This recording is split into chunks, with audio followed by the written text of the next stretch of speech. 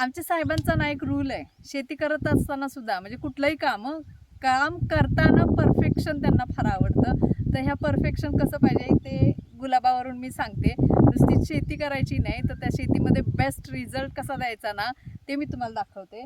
इथं हा गुलाब बघा आणि ह्या गुलाबाला कुठली फांदी बघा, हे बघा इथं 3 कळ्या आहेत, 3 आहेत इथं.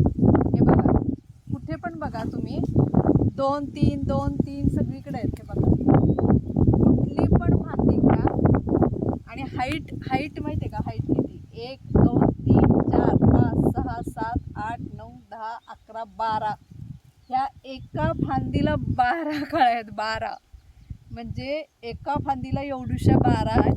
पण ह्या असं इथंच नाही आहे तर इथं पण बघा, कुठं पण बघा, कुठे पण बघा 4 2 3 कुठे पण बघा. आता फुलं तोडून तोडून राहिलेलं आहे हे तरी दाखवते मी.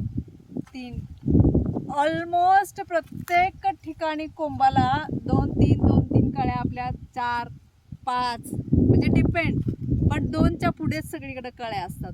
त्याच्यामुळे काय होतं, उत्पन्न जास्त निघतं आणि फायदा जास्त होतो.